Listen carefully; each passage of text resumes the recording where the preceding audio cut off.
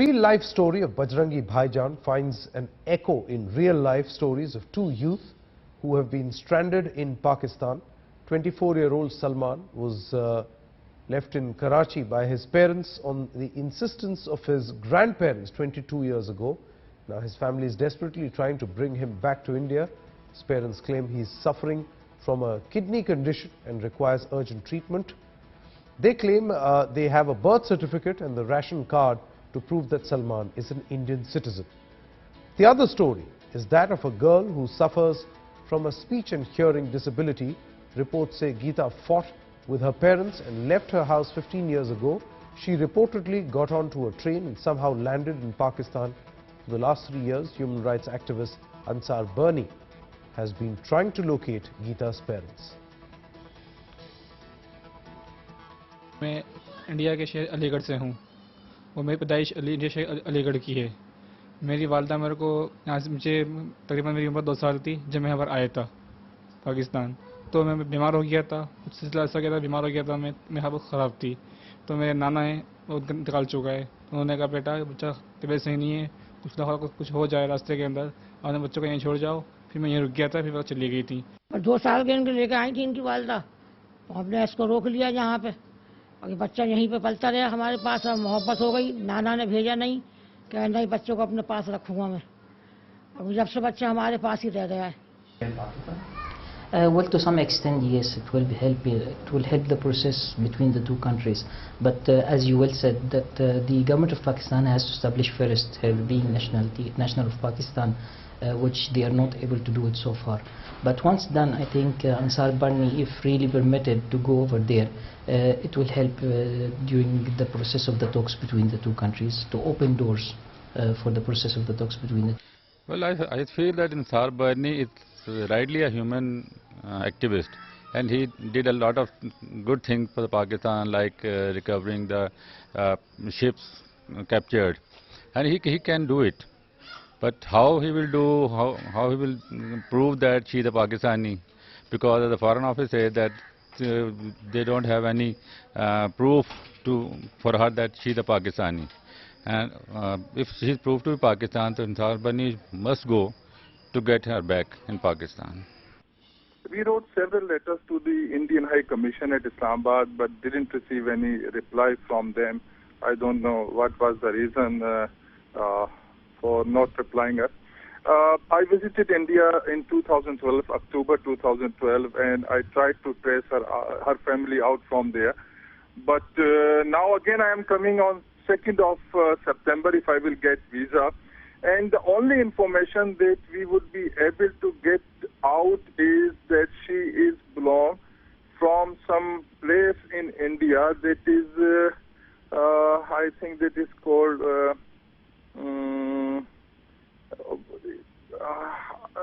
Bus Jam or like that. The only information that we have received from her is only Bus Jam. District or something over in India, and Geeta was called Goody at home while she was in India.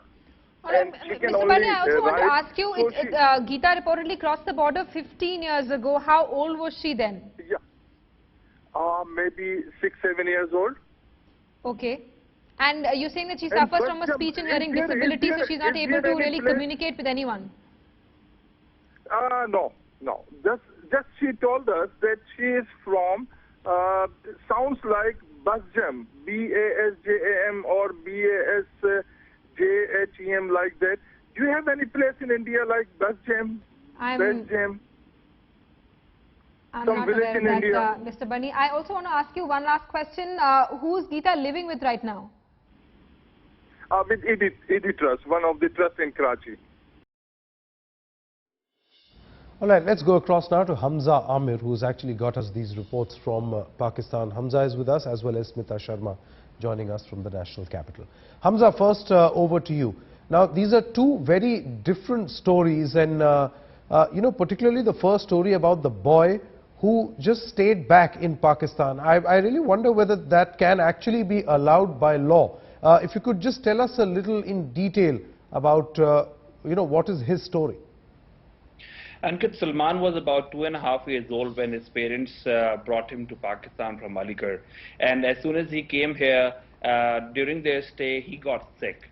And that is why he stayed back. But then afterwards, because of the grandparents, his Nana and Nani, as he says, they said that they should keep him because they love him more, or they love him enough to actually take care of him, and they told the parents that, we'll keep him and we'll take care of him, you don't worry, and when he grows up older, we'll send him to you.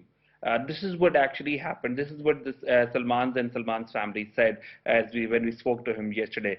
And since then, he's been here. Now, what has been going on is that Salman has been going to school till class 9, because when it comes to the matriculation, then it's a board examination. That's when you actually put up your documents saying that you're a Pakistani national. You give them your bay form, you give them other credentials proving that you're a Pakistani or even an Indian national, whoever, but you give your proofs.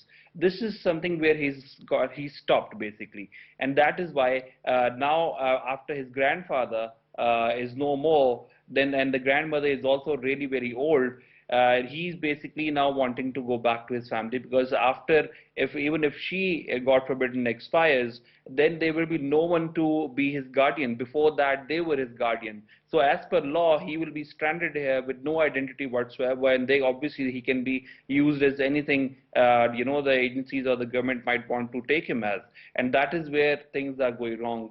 Yesterday when we met the family, they actually showed the ration card, they showed his birth certificate, they have that documents in hand, and it's a very genuine case in which now, after there are no guardians available for him over here, he wants to go back. Now the problem is that this case has been is being addressed for the past 3-4 years by the family with the Indian High Commission and in the Indian side, and also from the Pakistan side. Both sides have been given them cold shoulders. That is where they've gone wrong. And him being a genuine case who wants to go back to his family, and the family wants him to come back, only it's because of the lack of capability, or probably the interest shown by both the sides and their diplomatic embassies and consulates, that he is still in Pakistan, while his sister is an Indian who's also in Pakistan right now, and she wants to ensure that as soon as she goes back now, she should be able to take him back to family. Okay. Okay, Hamza, let's quickly go across now to Smita Sharma. Smita, there's a bit of an update at this moment on the story of Geeta, the other story that we are getting. This girl on your screen right now who is in Pakistan, she accidentally crossed over and does not know where she is from. It's quite similar to that movie, her story. We were also speaking to Ansar Bernie just a short while back. Sushma Swaraj has now stepped in. She says that I have asked the Indian High Commissioner to Pakistan, Dr. T.C.A. Raghavan, to go to Karachi with Mrs. Raghavan and meet this girl. Now that's the intervention that is being made by the Minister of External Affairs, Smita. Well, yes, and that is in fact a welcome intervention at this point, because remember, this is not a fresh case really. It is an old case which has been pending for a while now, Sanket. And what is interesting is in October of 2012, when Ansar Bernie was in India, this issue actually had surfaced in media. Even India Today's earlier avatar, Headlines Today, had actually run a special program on this, saying that how Geeta, who was all of 8 years old when she had accidentally strayed into Pakistan, and she has a couple of brothers and sisters as well, based on human rights activists' versions of their interaction with Geeta. They said that she had 7 brothers and 3 sisters, and that their house was located somewhere in Omkar in Rajasthan, near a river with a hospital and a hotel bed. So these were the descriptions that she had managed to give in. But remember, this is a girl who is, of course, deaf and dumb as well, and so there have been interventions in the past, but it's a typical case of how bureaucracy on both sides can really move slow, especially given the fragile relations that India and Pakistan share. Just 3 days back, if you remember, there was this case of a Pakistani woman who was apparently found in Punjab without any passport, without any visa, and Pakistani authorities here had sought consular access. Now, most of the cases, depending on how the bilateral relationship is at that time, usually, they might make a move, or they might just sort of drag on this issue, saying that so-and-so person is an intelligence mole. But these are humanitarian cases, and we have seen Sushma Swaraj intervene at humanitarian levels in the past too, on individual requests, people who have reached out to her, even through social media like Twitter. So there is renewed hope now that hopefully after the Indian High Commissioner is able to travel to Karachi. We've not had a word with the High Commission yet, because it was a weekend, remember, and today the High Commission has opened. They have promised to look into the files again, because this is an old case and it's a new team at the High Commission, and get back to us at the earliest possible with a suitable response. Okay. Okay, Smitha, many thanks for joining us at this moment.